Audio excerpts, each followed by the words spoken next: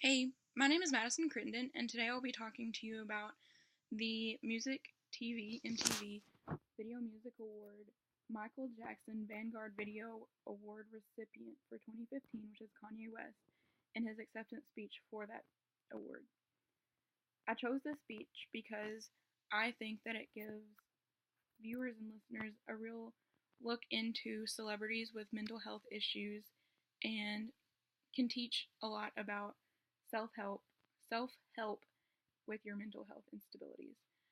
Um, I'm using one of the four master tropes from Burke for this, which is synecdoche, and I'm also using Burke's cycle of guilt to analyze the speech.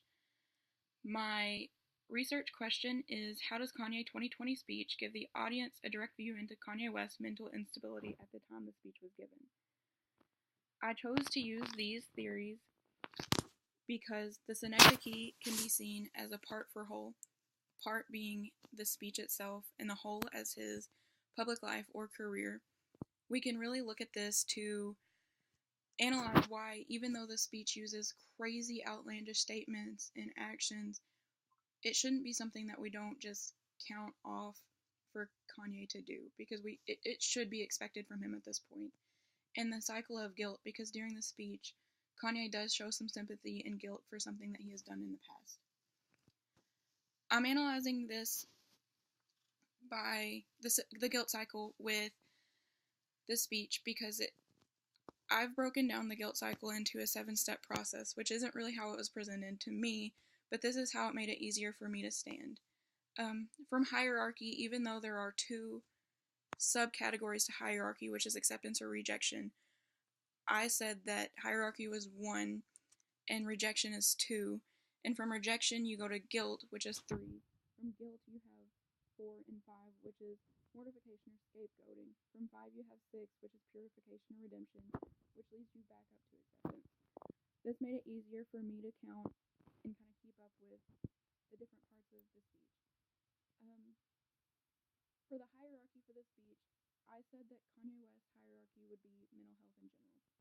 I believe that Kanye West is very aware that he is mentally ill, and he chooses not to help himself, and that's where the guilt stems from. He rejects this by just neglecting it. He rejects that he is feeling guilty, so he just pushes it out of his mind. He chooses not to think about it. 3, the guilt would be, an example of this would be the Kanye and Taylor Swift altercation, where he interrupted her when she was accepting an award for the VMAs a few years prior to the 2015 VMAs, and told her that the award that she was given was more deserving to go to Beyonce for her music video. After that, we have 4 and 5, which was mortification and scapegoating. In the speech, he does show a little bit of sympathy, which I will address later. So, to say that he is strictly scapegoating is a little bit false. So, to mortification, I'm saying that his speech does show that he is mortifying some of his guilt, but he is also scapegoating by announcing his presidency. 6, purification and redemption. He eventually does check himself into a mental health institute to try to better himself, which leads him to number 7, acceptance, which is when he ultimately withdraws his announcement to run for presidency. This cycle can show one of the many rounds of guilt that Kanye West goes through. And I'm using synecdoche because, as I mentioned before, he did apologize in the video a little bit, but this is something that we have seen Kanye West do in many times in the past to gain some kind of recognition so he can make another outlandish statement. So, yes, he did slightly apologize. He did sound sympathetic in his speech when he said that as an artist, his job was to build other artists, but he was fighting them instead. He did show a little bit of remorse, but it is believed that he showed the remorse to build up traction, so people were really paying attention when he announced his plans to run for presidency.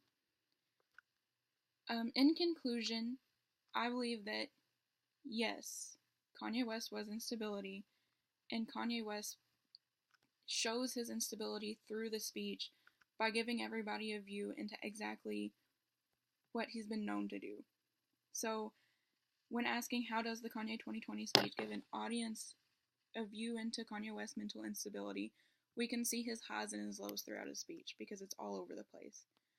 The lasting thought that I'm going to leave you with today is, even though he showed mental instability, how does that affect people who consider Kanye West a role model? And what are they supposed to do with the fact that the person they look up to is refusing to take care of themselves? Thank you for listening. I hope you have a good Christmas break.